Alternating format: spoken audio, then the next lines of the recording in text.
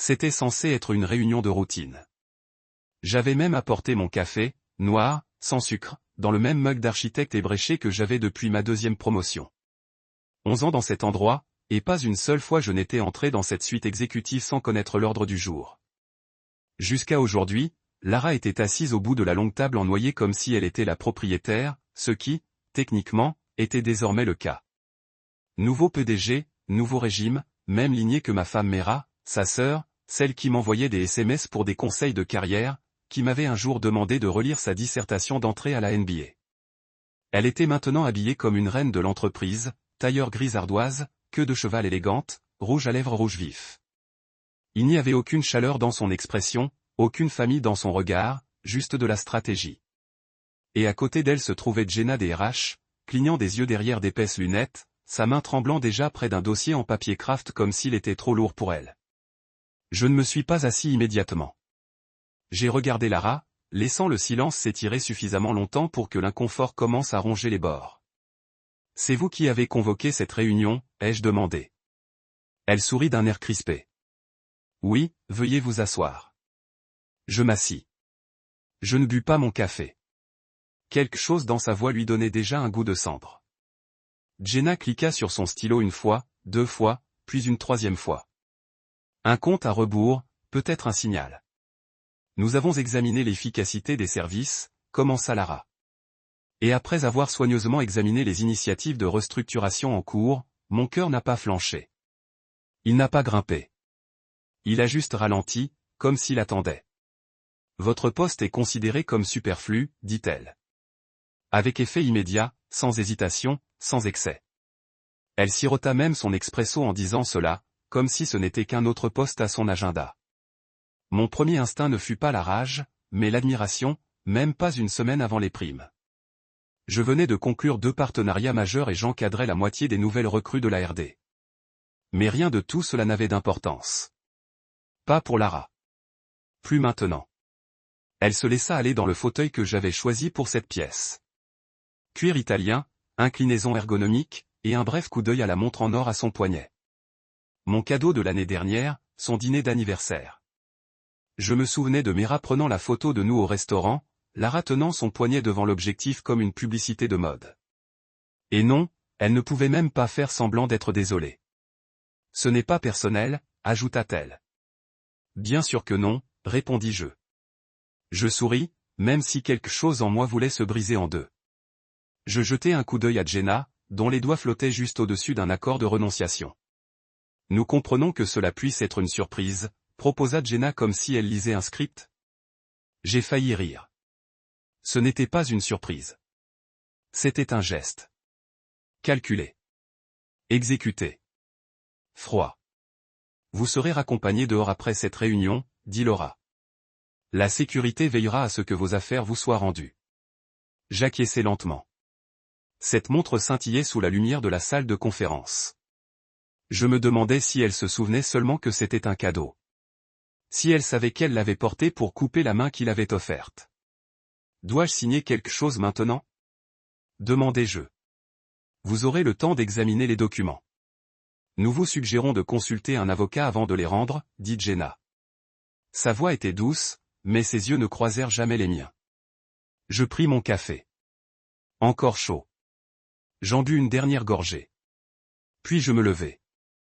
Eh bien, dis-je en effleurant un pli invisible de ma veste. Merci à vous deux pour votre temps. Laura resta immobile. Elle hocha simplement la tête comme une reine qui s'éloigne d'un sujet. Je vous raccompagne, proposa Jenna. Pas besoin, dis-je. Je connais le chemin, je sortis de cette pièce comme j'en avais sorti d'innombrables autres. La tête haute, le dos droit, calme. Le couloir sentait le nettoyant au citron et la panique. Des analystes juniors tapaient vite. Des stagiaires avec des écouteurs en réunion bourdonnaient derrière des parois vitrées. Le pouls de l'entreprise ne s'arrêta pas. Même pas en passant devant la plaque portant mon nom dans la salle de réunion. Je montai seul dans l'ascenseur. Lorsque les portes se refermèrent, le silence s'abattit. Et il était là. Ni colère, ni douleur, mais quelque chose de plus discret, de plus tranchant, la trahison. Il ne me figea pas. Ça ne brûlait pas. Ça bourdonnait comme un grésillement avant la foudre. Ils pensaient que j'étais jetable, remplaçable, juste une ligne de salaire qu'ils pouvaient réduire pour montrer leur force. Ils pensaient pouvoir m'humilier, me priver de 11 ans de travail, de loyauté, de nuits blanches et de réunions stratégiques. Mais voici ce que Lara ignorait. Ce que Mera avait clairement oublié. J'avais rédigé mon propre contrat des années auparavant, lors de négociations avec Darien Shaw, l'ancienne PDG qui croyait que la valeur prime sur la politique. Et à la page 7, enfoui entre les indicateurs de performance clés et les clauses de propriété intellectuelle, se trouvait l'article 14b. Il stipulait qu'en cas de licenciement sans motif valable, j'avais droit à 10% du bénéfice net trimestriel effectif au cours du même trimestre. Darien l'avait ajouté lui-même, l'appelant une clause de sécurité pour protéger son meilleur stratège. Personne ne l'avait remise en question jusqu'à présent. Personne ne l'avait déclenchée, car personne n'avait été assez stupide pour me laisser partir avant Lara. Jusqu'à Mera. J'ai sorti mon téléphone, parcouru mes archives sécurisées et ouvert la version PDF.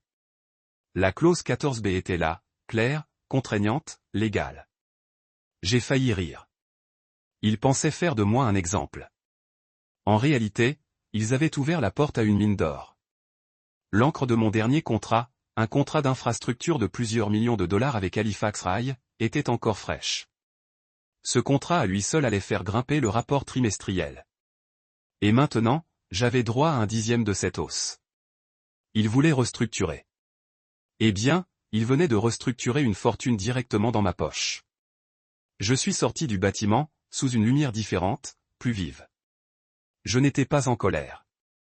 Pas encore. Je n'étais pas triste. Cela viendrait peut-être plus tard.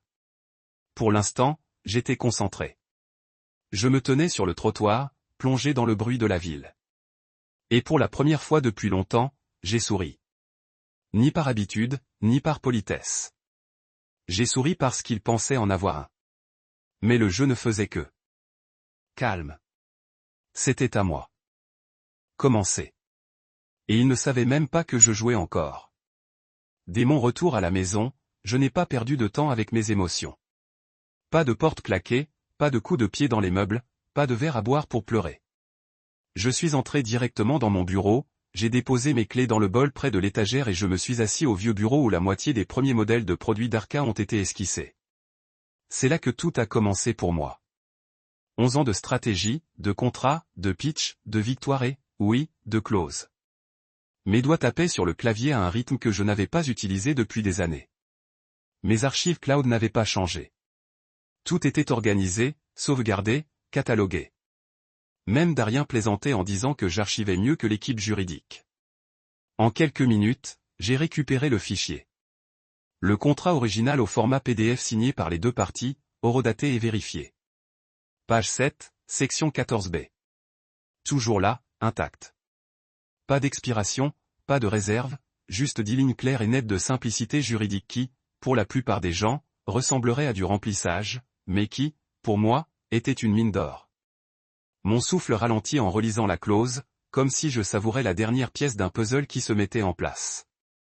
Elle stipulait clairement qu'en cas de licenciement sans motif valable, j'aurais droit à 10% du bénéfice net de l'entreprise pour le même trimestre fiscal, hors d'échéance liée à la performance ou démission mutuelle. Il n'y avait rien de mutuel là-dedans. Ils m'ont viré comme si j'étais un poids mort. Mais grâce à Darien et à une certaine paranoïa de ma part à l'époque, j'étais tout sauf impuissant maintenant. Le contrat avait été négocié durant ma 3e année, après que j'ai transformé la division logistique d'architecte, en difficulté, en un bénéfice net avec 2 trimestres d'avance. Darien m'avait convoqué dans son bureau, un scotch à la main et un sourire narquois. « Tu ne vas nulle part », m'avait-il dit. Pas sans un parachute assez grand pour les effrayer. Cette clause était le parachute. À l'époque, cela me semblait presque inutile, comme mettre un coffre-fort autour d'une boîte de reçus. Mais maintenant, c'était mon seul moyen de pression. Je me suis adossé à mon fauteuil, expirant par le nez. Mon esprit était déjà en train de calculer. Lara m'avait licencié sans aucun document, sans avertissement, sans évaluation de performance laissant présager une certaine instabilité. Cela seul avait suffi à déclencher la clause. Mais ce qui a rendu la chose meilleure, ce qui l'a rendue plus attrayante, c'est que la semaine même où elle m'avait licencié, j'avais conclu un contrat de plusieurs millions avec Halifax Rail. Et je le pensais littéralement. Cet accord était en négociation depuis près de 6 mois. J'avais dirigé chaque appel, rédigé chaque feuille de route, rassuré chaque cadre nerveux des deux côtés.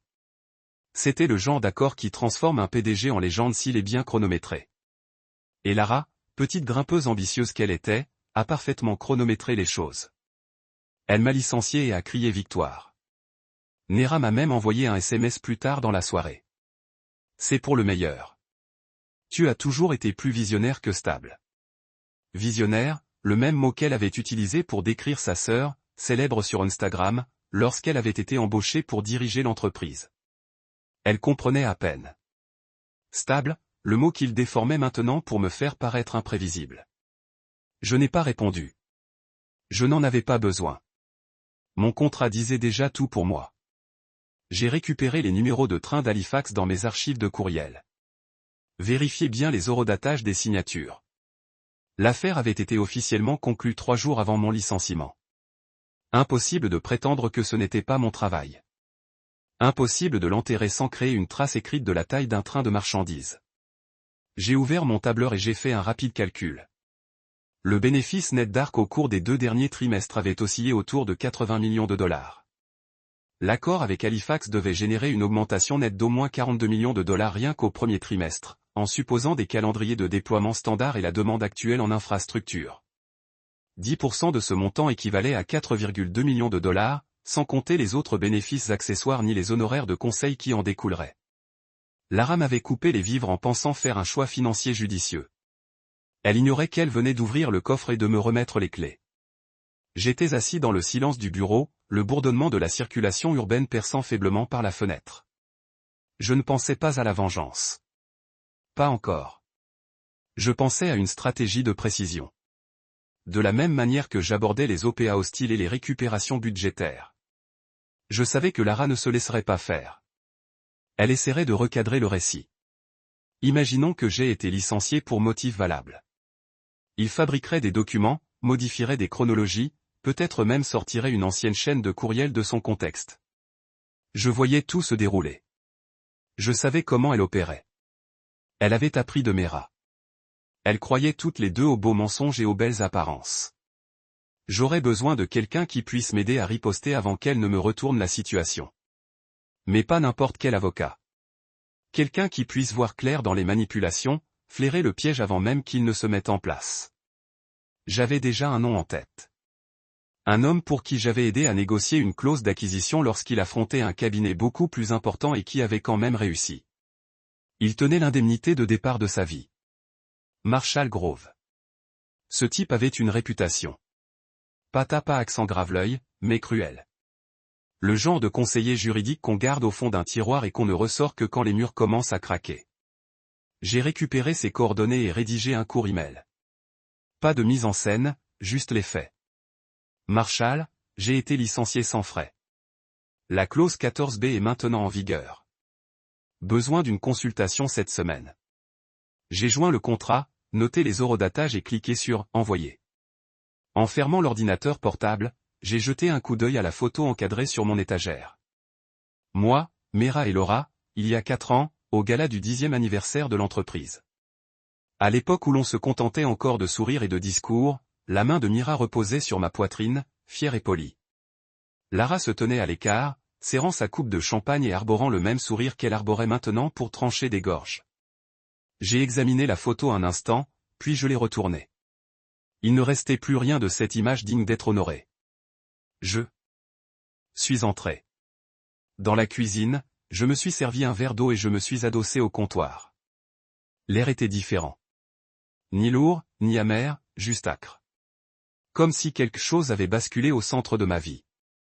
Et maintenant, tout s'est mis à vibrer plus fort. À chaque mouvement, à chaque respiration, à chaque pas vers ce qui allait devenir. Je n'allais pas simplement accepter le paiement et m'en aller. Pas s'ils essayaient de réécrire l'histoire. Pas si Mera osait faire semblant d'ignorer ce que faisait sa sœur. Ce n'était pas qu'une question d'argent. C'était une question d'effacement. Ils pensaient pouvoir m'effacer de l'histoire que j'avais contribué à écrire. Mais ils ont oublié une chose. Les auteurs conservent des copies. Et j'avais toujours le badge. Le centre-ville sentait trop d'années de déception incrustées dans le trottoir. Tout était béton, chaleur et gaz d'échappement. Et pourtant, d'une certaine manière, cela semblait parfaitement adapté à ce que j'allais faire.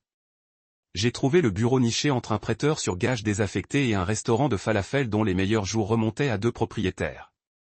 L'enseigne indiquait « Grosvenor Mater, droit du travail », en peinture dorée écaillée, comme s'il n'avait pas été mis à jour depuis l'arrivée de l'Internet par ligne commutée. Je suis entré et la température a chuté comme si les murs eux-mêmes en avaient assez de jouer les gentils.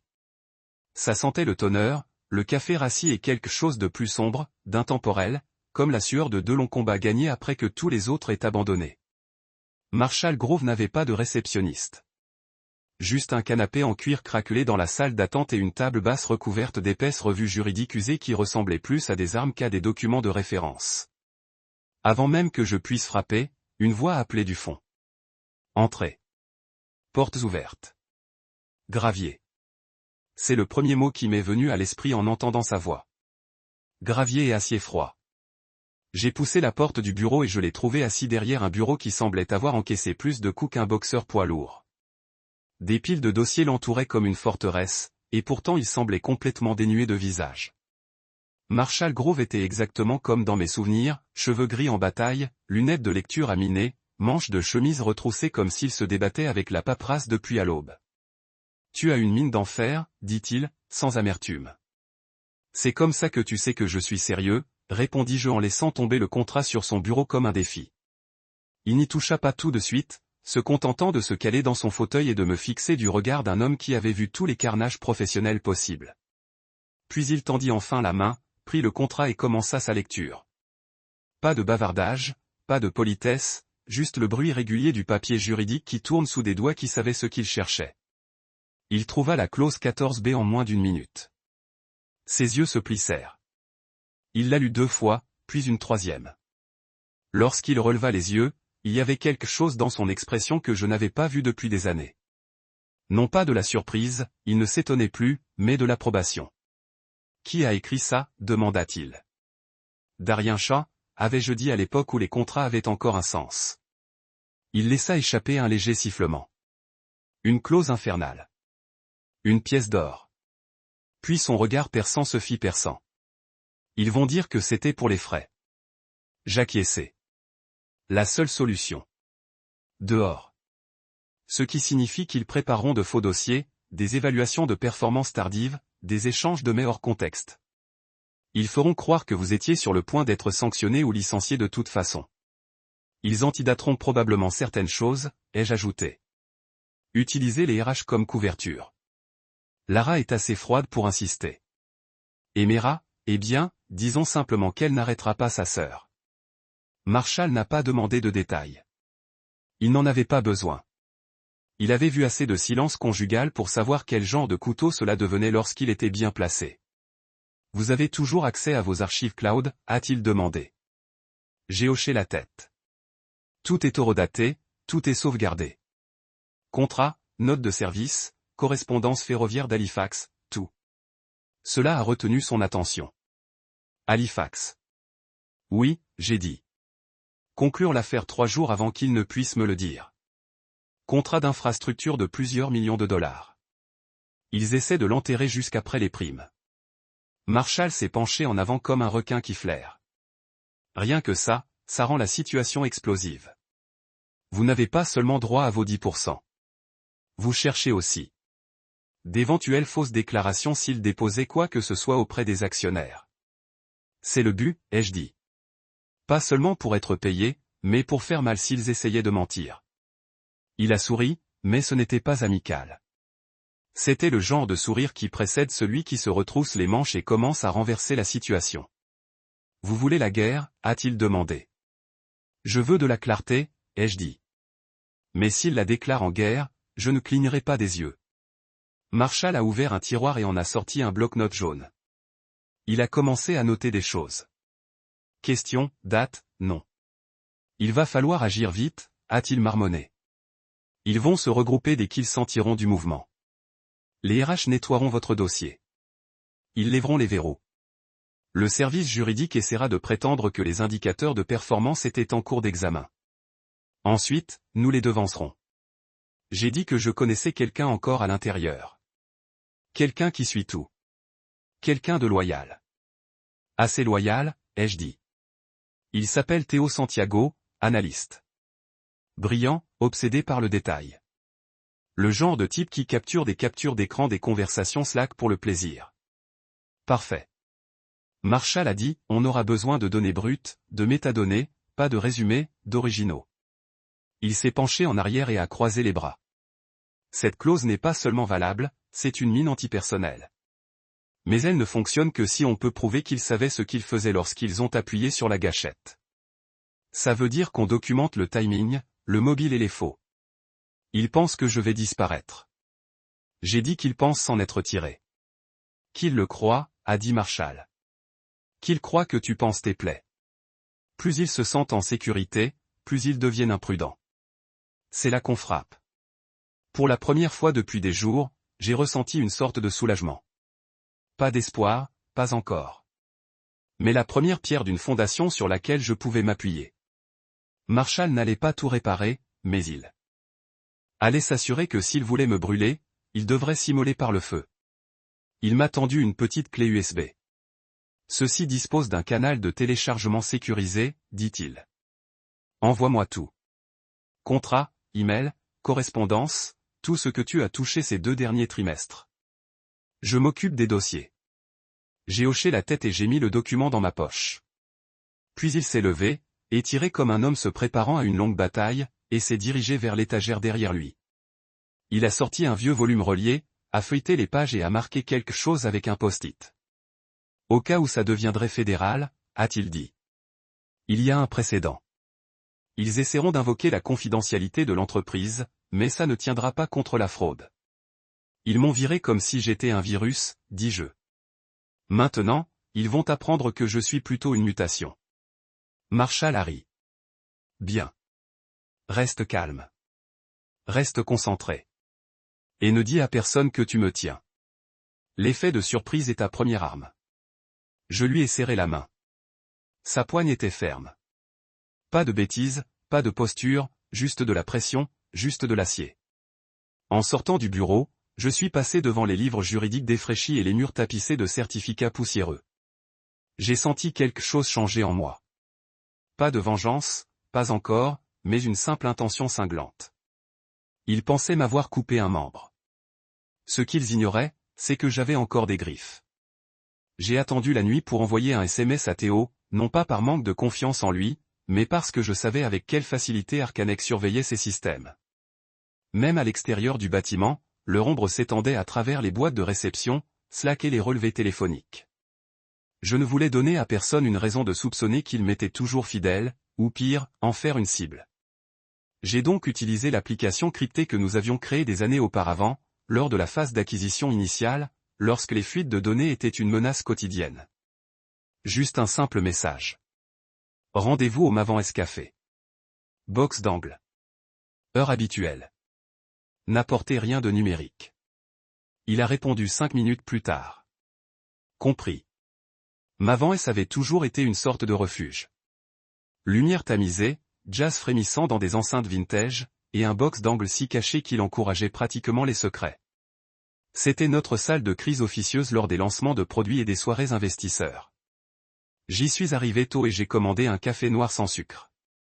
Il avait un goût de carton mouillé, mais là n'était pas la question. J'avais besoin de m'occuper les mains. J'avais à peine bu une seconde gorgée que Théo s'est glissé à l'intérieur, capuche baissée, les yeux perçants comme s'il avait été suivi. Il avait l'air plus maigre, plus pâle, le genre d'épuisement qu'on ne peut pas oublier. Je ne suis pas paranoïaque, a-t-il dit en s'asseyant. Mais il surveille clairement tous ceux qui étaient proches de vous. Je me suis penché, d'un ton calme. Alors, ne leur donnons rien. Il a hoché la tête et a sorti un carnet en cuir usé. Pas d'ordinateur portable, pas de téléphone, juste de l'encre. Intelligent. Nous sommes restés assis en silence quelques instants avant qu'il expire et dise qu'ils ont déjà commencé à réécrire votre histoire. Je n'ai rien dit. Qu'ils s'expliquent. Ils prétendent que vous êtes en cours d'évaluation, a-t-il dit, tournant la page et indiquant que vos performances avaient décliné au cours des 3 derniers trimestres. Ils ont des puces, des graphiques, et même d'anciens extraits de commentaires tirés de projets sans rapport pour donner une impression de réalisme. Y a-t-il quelque chose de documenté avant mon licenciement? Ai-je demandé. Il a secoué la tête. C'est bien ça le problème. Les horodatages internes sont récents, dans les dernières 48 heures. J'ai souri amèrement. Donc, il falsifie tout, comme on s'y attendait. Ça empire, a-t-il dit en baissant la voix. Il retarde l'annonce du projet ferroviaire d'Halifax. En interne, il parle d'une décision marketing pour le deuxième trimestre. Mais j'ai vu les projections. Le pic de bénéfices est énorme, 42 millions de dollars minimum, et il prévoit de l'annoncer après la liquidation de la prime. Alors, Laura a le mérite, ai-je murmuré. Et mon licenciement ne ressemble pas à un vol, il ressemble à une stratégie. Théo a hoché la tête. Le récit, c'est qu'elle rationalise l'équipe de direction, qu'elle réduit le superflu, une vision sans gaspillage, ses mots exacts. Je me suis reculé, j'ai laissé cette phrase reposer. Je disais ça à propos des fonctionnalités des produits, réduire le superflu pour mettre en valeur. Maintenant, on le retournait contre moi comme un scalpel. La sœur de Mira avait toujours été habile avec les mots, mais je connaissais ses faiblesses. Elle ne vérifiait jamais ce qu'elle pensait être indigne d'elle, comme les clauses légales, les métadonnées. J'ai besoin de tout, Théo, dis-je. Les projections d'Halifax, les journaux d'horodatage de leurs évaluations de performance, tout ce que tu peux trouver qui prouve qu'ils falsifient leur dossier. Il hocha la tête. Je me suis dit que j'avais sauvegardé mes données dans une archive privée. Isolée, sans nuage, sans trace. Ça prend du temps, car je ne peux pas déclencher d'alerte. Mais je te trouverai les originaux. J'ai scruté son visage. Théo n'était pas fait pour la guerre d'entreprise. Il était calme, loyal, méticuleux, mais pas endurci. Ce n'était pas seulement risquer un emploi pour lui. C'était risquer sa paix. Tu es sûr de ça? Demandai-je. Je te dois plus qu'ils ne te le devront jamais, dit-il. C'est grâce à toi que je suis sorti de ce trou à ras d'analyste de données. Tu m'as donné des chances que personne d'autre ne m'a donné. Je me souviens qu'une telle loyauté est rare. Et quand elle arrive, on la protège comme de l'or. Il a griffonné quelque chose dans son carnet, a arraché la page et me l'a glissé. Il y avait les noms des fichiers, leurs emplacements, les identifiants des documents internes et les noms des employés qui y avaient accédé ou les avaient modifiés au cours des 2 derniers jours. C'était le plan de la dissimulation. Garde ça en sécurité, a-t-il dit. Brûle-le après utilisation. J'ai plié la page une fois et l'ai glissé dans la poche intérieure de ma veste. Il te surveille directement? Il a hésité. Pas évident, mais j'ai été entraîné dans une réunion RH improvisée ce matin. Comment t'adaptes-tu à la nouvelle direction? Ce genre de conneries. J'ai hoché la tête lentement. Ils enquêtent, ils voient qui pourrait divulguer. Théo a regardé autour de lui dans le café, sa voix à peine audible. Et Mira, elle ne te parle pas? J'ai secoué la tête. Elle a envoyé un SMS après le licenciement. Pas d'excuse, juste une justification. Elle est à fond avec Lara maintenant. Il a dit qu'ils faisaient comme s'ils avaient bâti l'entreprise de toutes pièces. Ce n'était pas le cas, ai-je répondu. Mais ils sont sur le point d'apprendre ce qui se passe quand on essaie de supprimer l'architecte des plans. Théo sourit, mais son regard ne l'atteignit pas. Tu as toujours su brûler les ponts avec style. J'ai fini mon café et posé délicatement la tasse sur la table. Cette fois, je ne brûle rien. Je m'assure juste qu'ils empruntent un pont qui n'existe pas. Il m'a passé un dernier morceau de papier, des hachages manuscrits correspondant à la version du document stocké sur le serveur de l'entreprise. S'ils tentent de les modifier après que je les ai récupérés, tu le sauras. Comparez-les à ces hachages. Toute différence signifie une falsification. Je l'ai regardé et j'ai vu la peur derrière sa concentration. Ils ne s'en prendront pas à toi, Théo. Je m'en assurerai. Je ne m'inquiète pas pour moi, a-t-il dit. Je m'inquiète de ce qui se passera si tu perds. J'ai marqué une pause. Je ne vais pas perdre. Il m'a cru. Non pas par bravade, mais parce qu'il avait vu de quoi j'étais capable dos au mur. Ce n'était pas une question d'orgueil. C'était une question de vérité. Et la vérité, bien utilisée, était plus mortelle que n'importe quelle vengeance. Nous nous sommes levés et avons échangé un bref hochement de tête. Pas de poignée de main, pas d'au revoir, juste une compréhension. En ressortant dans la nuit, l'air froid me parut plus vif, comme s'il perçait les dernières couches de choc et me ramenait à la concentration. J'ai sorti le mot de ma poche et les relus sous la faible lumière d'un lampadaire. Chaque nom de fichier correspondait à un mensonge que Lara était en train de construire. Et maintenant, j'avais la clé pour les démanteler tous. Il pensait que m'effacer serait propre, facile, définitif. Mais en réalité, ils avaient laissé un fil en suspens, et je venais de commencer à tirer. Le fichier zip est arrivé à 3h17 du matin.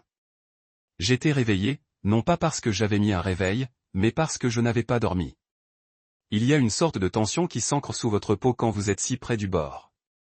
Le genre qui transforme les heures en cendres et le silence en sirène.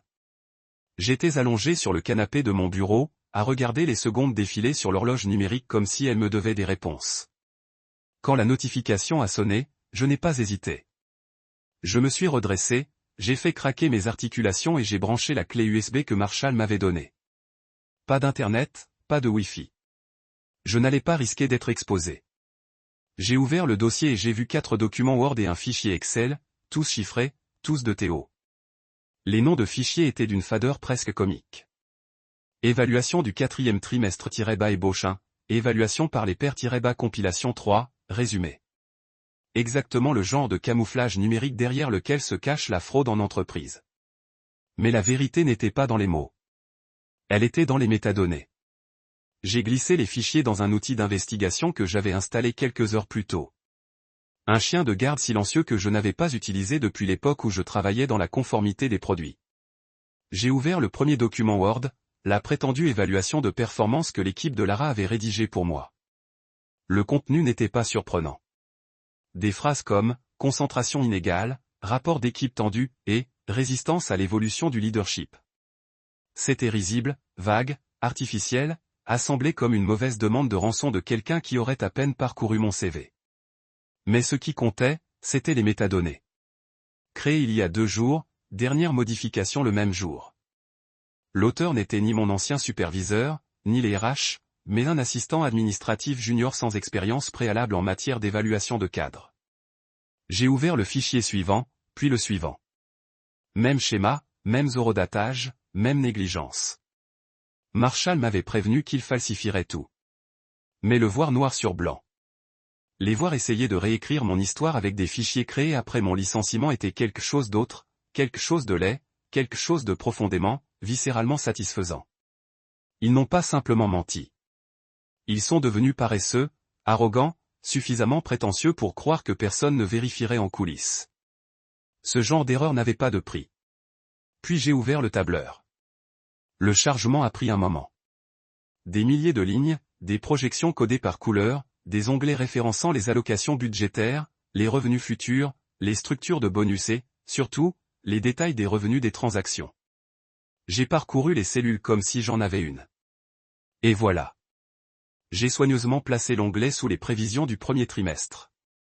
Bénéfice net du projet Halifax, 42,8 millions de dollars.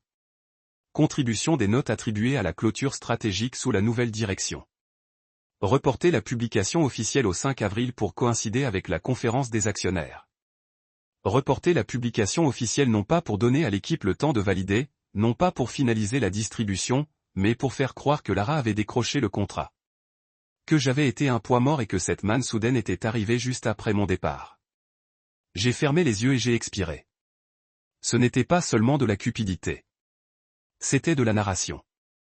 Il voulait la faire passer pour la sauveuse d'une entreprise en difficulté. Et pour ce faire, il leur fallait un méchant. Moi. J'ai copié tous les journaux de métadonnées, les codes de hachage des fichiers, les historiques utilisateurs modifiés, les horodatages des versions, et je les ai déposés dans un coffre-fort chiffré distinct pour Marshall. Ensuite, j'ai créé un rapport visuel, non pas à des fins juridiques. Pas encore, pour l'impact, pour plus de clarté. Je voulais que chaque mensonge soit crié en rouge vif et horodaté à la seconde près. Une fois le téléchargement terminé, j'ai appelé Marshall.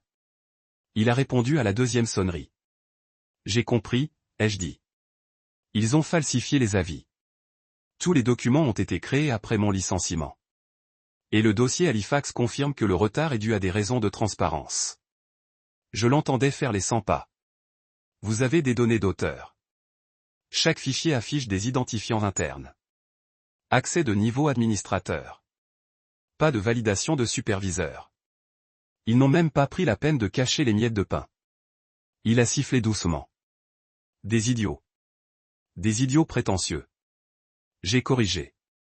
Vous savez ce que ça veut dire, n'est-ce pas, a-t-il dit, la voix plus aiguë maintenant. Ce n'est plus un simple licenciement abusif. C'est une fraude. Ils ont fabriqué des preuves pour éviter les indemnités contractuelles. Et s'ils retardent les déclarations financières pour le bénéfice des actionnaires, c'est à la limite de la fraude boursière. Je veux les frapper franchement, ai-je dit. Pas de théâtre, pas de fuite. Je veux que tout atterrisse sur leur bureau d'un coup. Vous l'aurez, a-t-il répondu. On leur envoie d'abord des copies papier, puis on porte plainte pour violation. Ça forcera une réponse. Soit ils régleront à l'amiable, soit ils essaieront de nous enfouir dans les procédures de l'entreprise, mais maintenant on a les horodatage. Ils ne peuvent pas changer les horloges. J'ai de nouveau regardé la feuille de calcul, les yeux scrutant la colonne intitulée « Répartition des bonus, T1, niveau exécutif ». Le nom de Lara était en haut. Sa rémunération prévue était de 612 000 $, directement liée aux performances d'Halifax.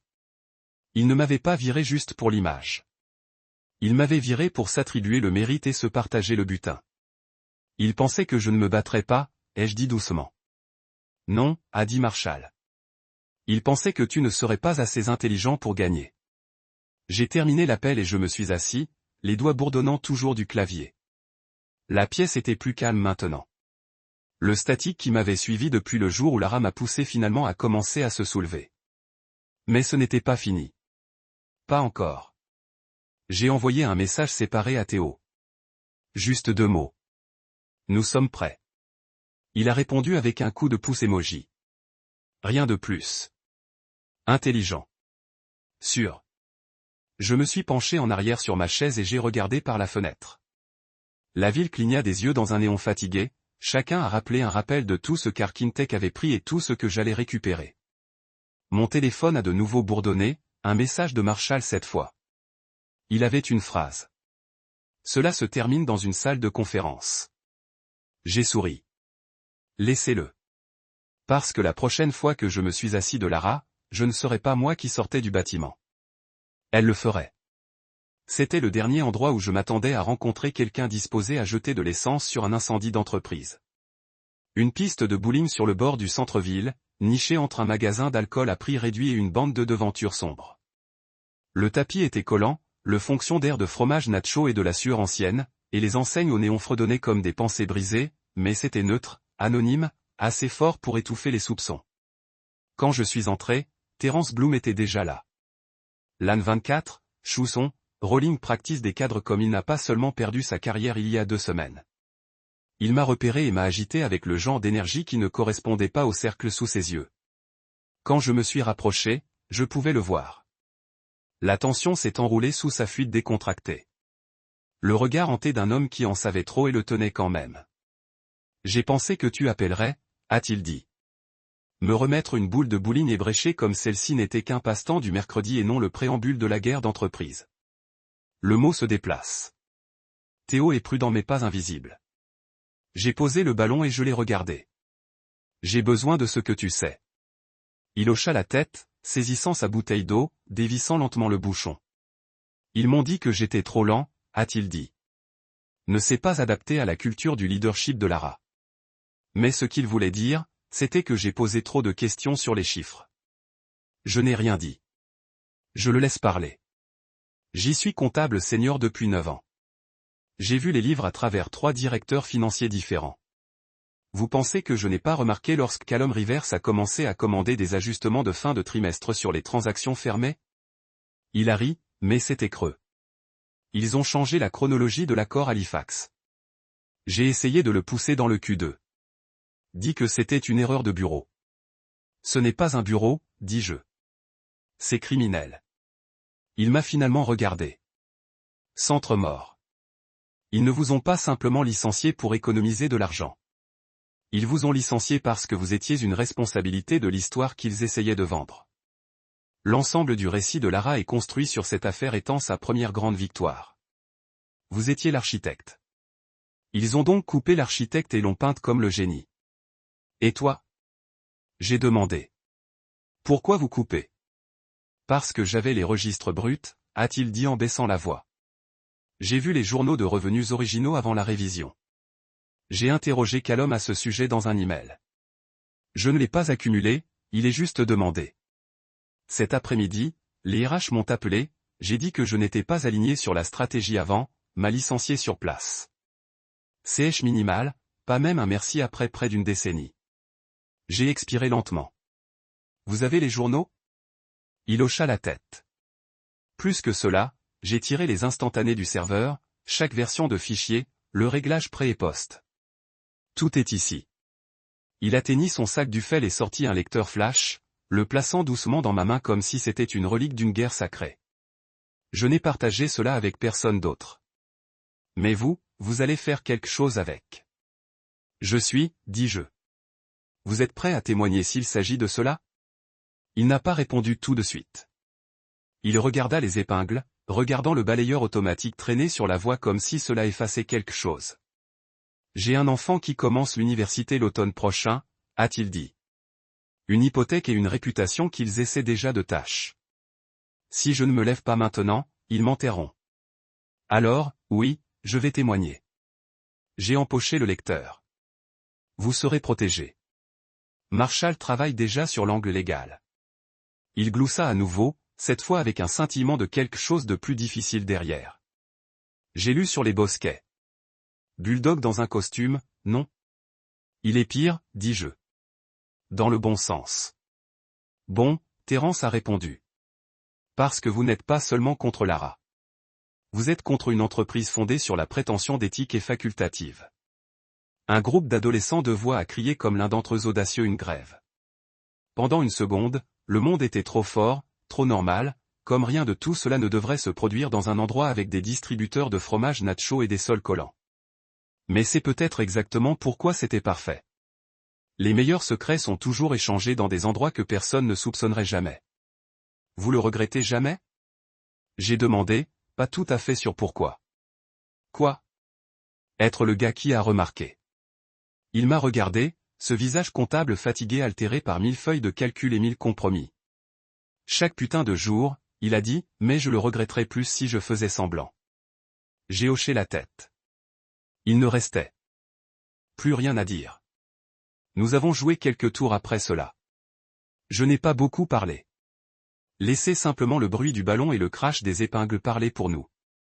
Quand je me suis finalement tenu pour partir, Terence a offert sa main. C'était une poignée solide. Pas d'hésitation. Retirez-les, a-t-il dit. Je prévois, j'ai répondu.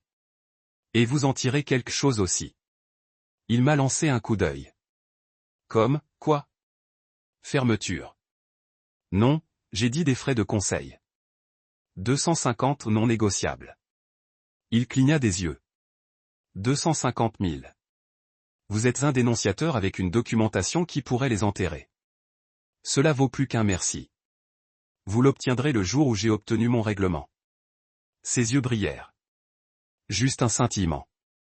Il hocha la tête une fois dure. Tu es sérieux? Mortel. Il passa le duffel sur son épaule et s'éloigna, disparaissant dans les ombres fluorescentes de la salle d'arcade. Je l'ai regardé partir, tenant le lecteur flash comme si c'était une arme chargée parce que c'est ce que c'était. De retour dans ma voiture, je me suis assis une minute avant de brancher le lecteur dans mon ordinateur portable hors ligne. Les fichiers chargeaient rapidement. Ils étaient des entrées de registres bruts propres, réels et non filtrés, des feuilles de calcul horodatrices, des journaux de serveurs montrant le profit d'origine Halifax entré au premier trimestre. Ensuite, les modifications, puis l'appel de l'email de Callum instruisant le passage au Q2 pour le cadrage stratégique. Tout était là, noir et blanc, avidité en mouvement. J'ai tout téléchargé dans le dossier sécurisé que Marshall avait mis en place.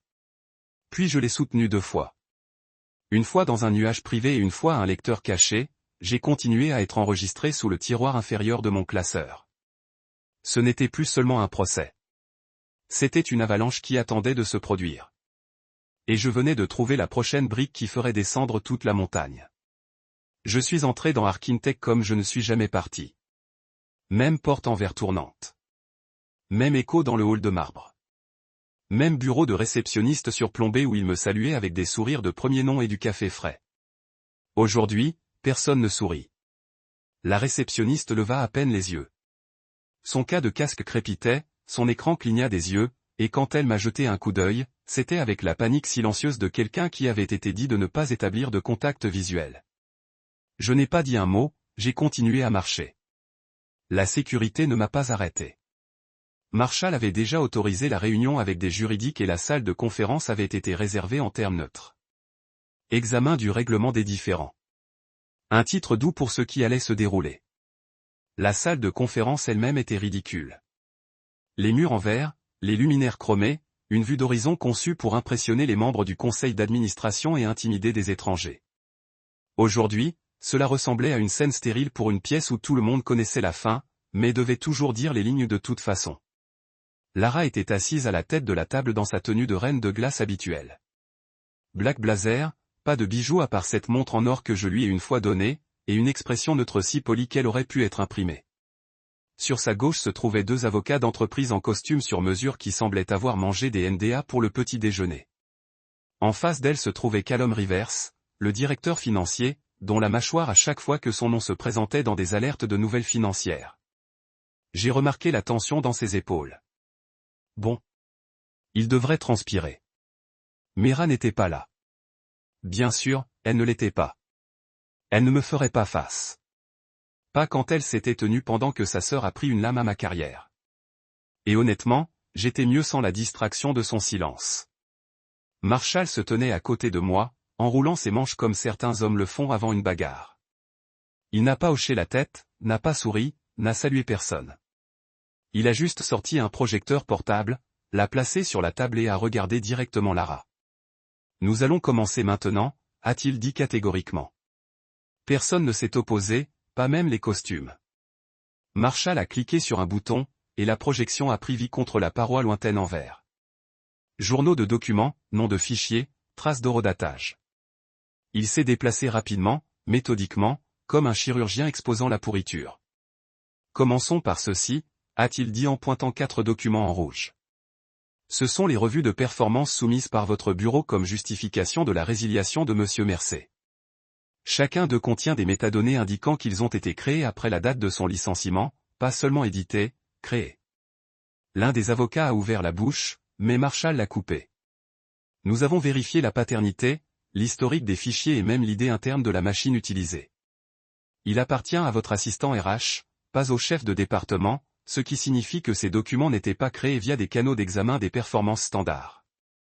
Ils ont été inventés. Après le fait, Lara n'a pas clignoté. Elle se pencha en avant, les doigts se sont mis comme si elle attendait son moment pour frapper. Il doit y avoir une erreur. Ces fichiers ont été mis à jour dans le système dans le cadre d'une autorisation de backlog. Cela n'implique pas l'intention. La voix de Marshall est restée au niveau. Non. Mais ce qui implique l'intention, c'est que l'email de Callum Rivers instrumentant que les documents d'examen soient positionnés pour l'optique en préparation du départ de Monsieur Mercé. Cet email a été envoyé 2 jours après la résiliation. Callum serait dit. L'un des avocats se tourna vers lui. Lara ne l'a pas fait. Marshall cliqua à nouveau. Le fichier ferroviaire d'Halifax est venu ensuite. Les cellules se sont allumées. Formules exposées. Il s'agit du chiffre d'affaires prévu au 18 mars. L'accord Halifax a ajouté 42,8 millions de dollars au bénéfice net. Déposé à l'origine sous T1. Puis le 23 mars, cet élément de ligne a été reclassé sous T2. 2 jours seulement après le licenciement de Monsieur Mercé, Callum a finalement parlé. Cet reclassement était pour signaler la cohérence. Conseiller juridique. Nous non, ils ne l'ont pas fait. Marshall a cassé. Parce que j'ai contacté votre équipe de conformité légale directement.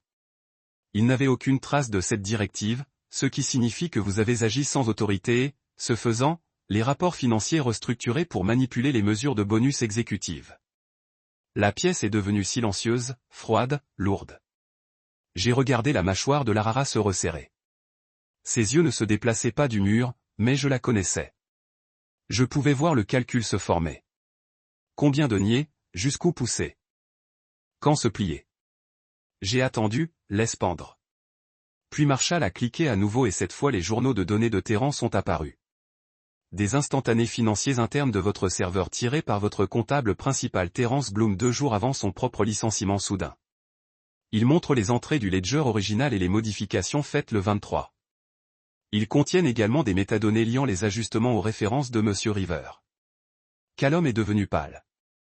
Sa bouche s'ouvrit, ferma, puis resta fermée. Laura a finalement parlé.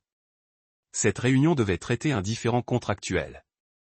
Vous nous êtes maintenant accusé de fraude sans preuves admissibles au tribunal. Marshall sourit. Pas gentiment. Oh, c'est admissible et tu le sais. Le contrat signé par Darien Champ accorde à Monsieur Mercé 10% du bénéfice trimestriel net s'il était résilié sans motif. Cette clause reste contraignante. Votre tentative de justifier la terminaison post-event à l'aide de la documentation fabriquée n'est pas seulement invalide. Il s'agit de motifs de dommages civils. Je me penchai alors en avant. Calme, mesuré. Vous n'avez pas juste essayé de me couper. Vous avez essayé de m'effacer, de forger une histoire, de prendre mon affaire et de prétendre que je n'étais jamais dans la pièce. Vous avez construit votre récit avec des ciseaux et de la colle, en espérant que personne ne regarderait assez attentivement pour voir les coutures. Les lèvres de Lara se séparaient comme elle voulait dire quelque chose. Nier, diminuer, dévier. Mais l'un des avocats se pencha vers elle et chuchota. Elle n'aimait pas ce qu'elle a entendu. La montre sur son poignet brillait sous la lumière aérienne. Pour la première fois depuis que je suis entré, elle avait l'air incertaine. Nous sommes prêts à discuter d'un règlement, a-t-elle déclaré. Marshall pencha la tête. Le paiement complet. 10% du bénéfice net du premier trimestre, plus la rémunération pour les dommages-intérêts subis par une fausse documentation. Vous publierez également une déclaration écrite clarifiant le départ de Monsieur Mercé n'était pas pour les frais. Et si nous ne sommes pas d'accord, a demandé l'un des avocats. Ensuite, nous déposons, a déclaré Marshall. Et nous informerons le conseil d'administration et la presse et si nécessaire les autorités fédérales. Pas de menace, juste un fait. Et le fait était la seule chose que cette pièce ne pouvait pas tourner. Laura hésita puis hocha la tête une fois. Vous l'obtiendrez mardi, a-t-elle dit. Je me suis tenu, à ajuster ma veste, je l'ai regardé droit. Pas de rancune, dis-je. Juste cher une fois, puis je suis sorti. La salle de conférence est restée derrière moi, figée comme une scène d'une pièce qui n'a jamais vraiment atteint son point culminant. Mais je l'avais fait, et le rideau fermait, pas sur moi, sur eux. Ils s'attendaient à ce que j'accepte tranquillement la colonie. Jouer simplement hocher la tête, signe, sortir avec un chèque et une commande de bâillon comme une victime trop payante. C'est ainsi que ces choses se passent habituellement. Silence pour de l'argent. La réputation a échangé une résolution. Mais ils n'ont pas tiré le genre d'homme qui disparaît. Ils ont licencié le genre d'homme qui lit chaque page, qui garde les reçus, qui se présente à la table de négociation avec plus que des cicatrices. Donc, quand je suis revenu le lendemain pour finaliser l'accord, je ne suis pas venu seul et je ne suis pas venu chercher des miettes. Marshall a marché en 2 étapes d'avance sur moi, adapté, la mâchoire, la mallette en main. Je ne portais qu'un dossier avec mes conditions. Aucune émotion, pas de petite conversation, juste des affaires, aiguisées comme une lame. Ils étaient déjà assis à notre arrivée. Lara à nouveau à la tête de la table. Même blazer croustillant, même montre en or. Mais maintenant, sa posture était plus défensive, les bras plus serrés, les lèvres pincées, les yeux scannés comme si elle espérait une sortie avant le début des vrais dégâts. Ses avocats l'ont à nouveau flanqué et Callum était absent cette fois. J'ai pensé qu'il avait été conseillé de se coucher bas tandis que l'égal décidait de l'offrir comme de la viande sacrificielle ou de le garder enterré sous des accords de non-divulgation. Quoi qu'il en soit, cela n'avait pas d'importance. Je n'étais plus là pour me battre. J'étais ici pour collecter.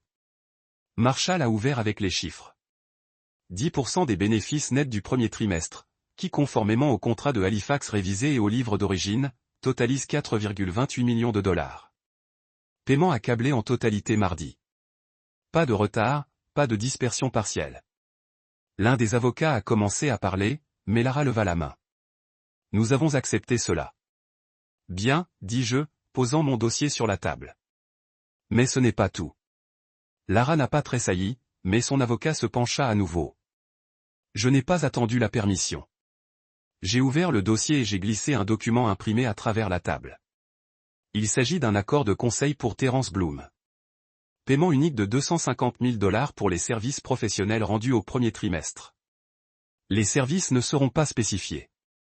C'est propre, et c'est votre façon de le remercier pendant 9 ans de service sans traîner cela sur le territoire des dénonciateurs. Les sourcils de Lara se sont pincés. Vous nous demandez de lui payer 4 millions pour se taire. Non, dis-je calmement. Je vous dis qu'il va l'obtenir parce que s'il ne le fait pas, il devient un deuxième demandeur. Et contrairement à moi, il a toujours des amis à l'intérieur de la comptabilité. Vous ne voulez pas de poursuite. On vous coûtera déjà plus cher que de l'argent. Marshall a glissé un autre papier en avant. Vous signeriez l'accord. Émettez une déclaration RH standard vérifiant le temps de Bloom dans l'entreprise. Rien d'exagéré, mais rien de dommageant. Pas de drapeau rouge. Lara n'a rien dit. Ses yeux se sont précipités vers son équipe juridique, mais son silence a dit plus que n'importe quel argument. Elle connaissait le vrai poids de ce que nous tenions. Il y a encore une chose que j'ai dit. J'ai sorti une enveloppe nette avec le nom de Théo en haut. Une lettre de recommandation pour Théo Soniago signée par UARA. Il indiquera qu'il a joué à des attentes ou au-dessus dans tous les quartiers examinés et que son départ, si cela se produit, serait entièrement volontaire. Cette lettre lui sera remise aujourd'hui. Sa mâchoire se resserra. Ce n'est pas votre préoccupation. C'est, ai-je dit. Parce que si le nom de Théo se retrouve sur une liste de licenciements prochain trimestre ou s'il devient tranquillement noir par des appels de référence, je considérerai le règlement vide et nous rendrons public avec chaque doc de forge que nous avons trouvé. Marshall est monté. Vous avez de la chance qu'il le demande au lieu du sang.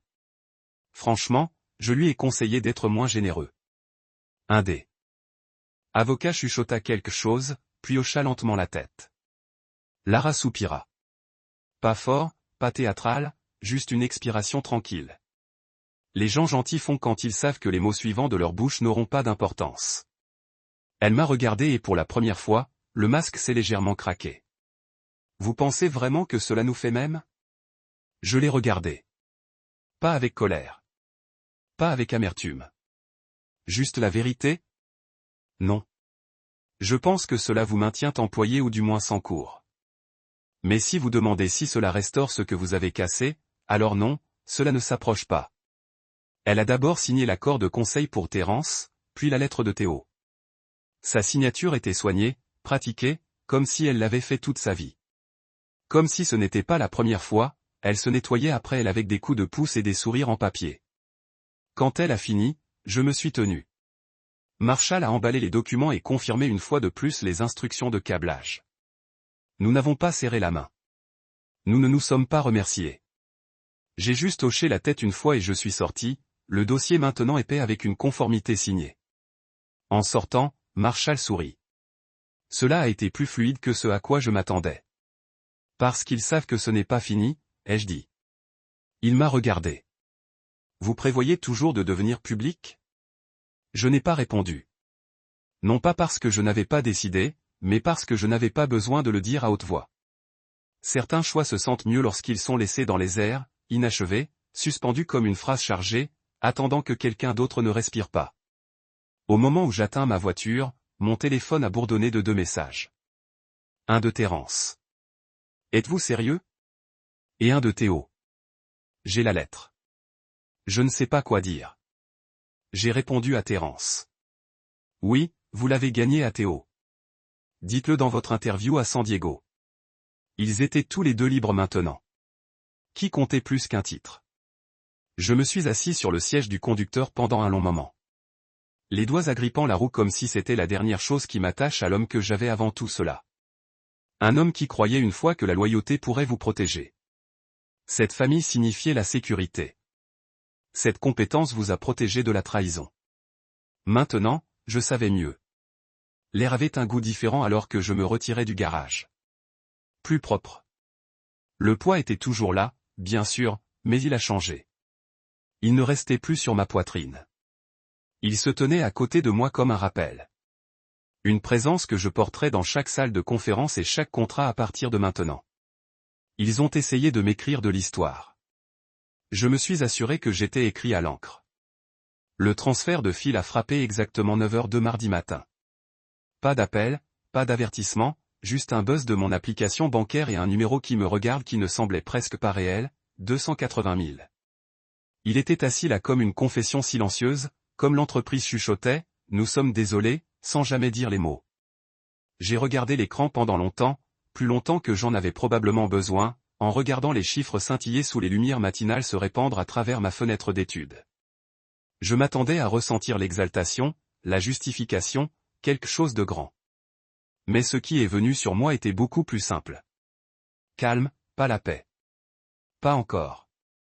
Mais le premier vrai silence que je ressentais depuis que Lara s'est assise en face de moi et m'a dit que je n'avais plus besoin.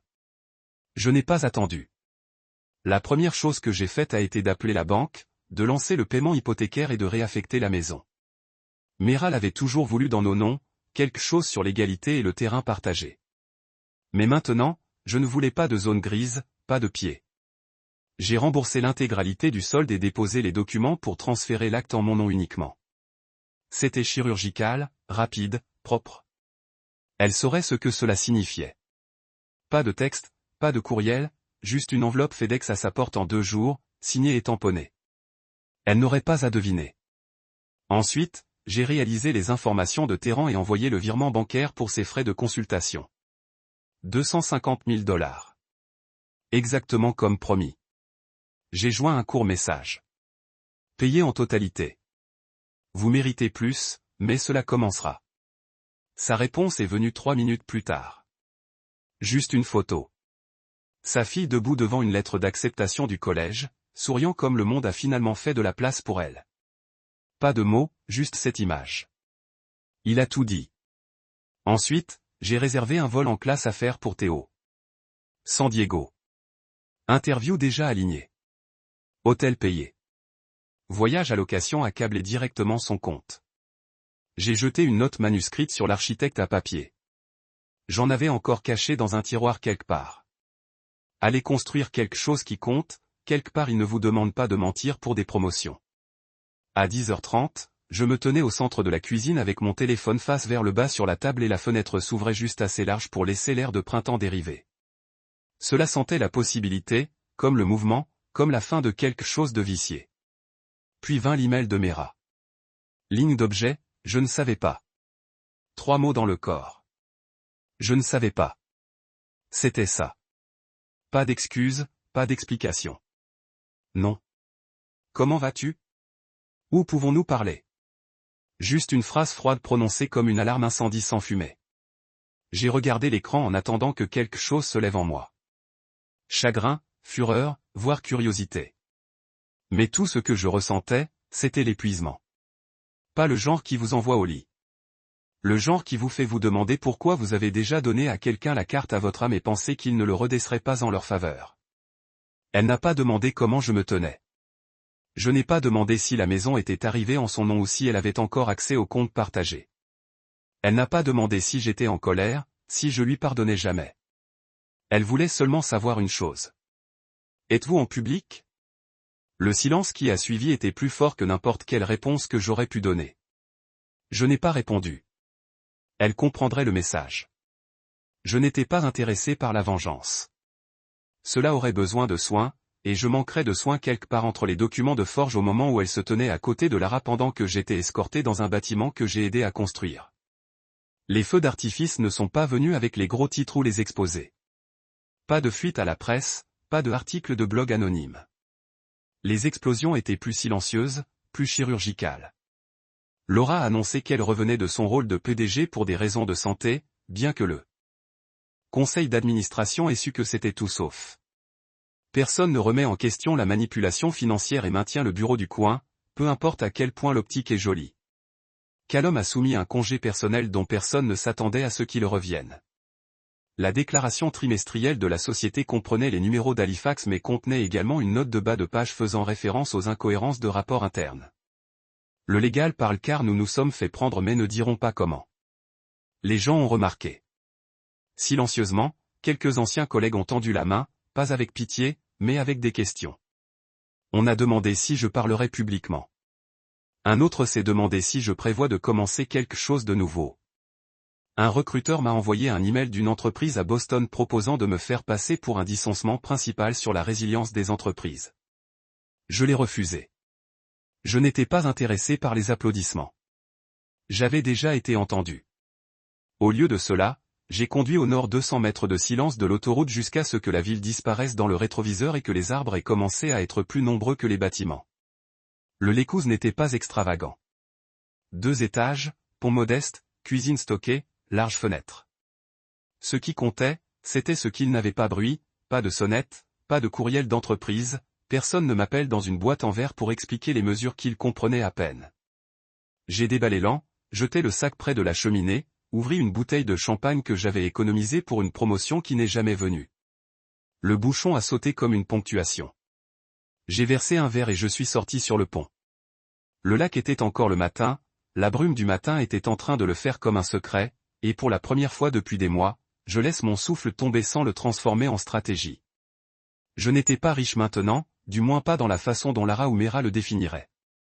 Mais j'étais libre et la liberté était plus forte que n'importe quel bonus. Cette nuit-là, je me suis assis près de la cheminée et j'ai sorti ma tablette. Je n'ai pas ouvert les médias sociaux. Je n'ai pas rédigé un manifeste.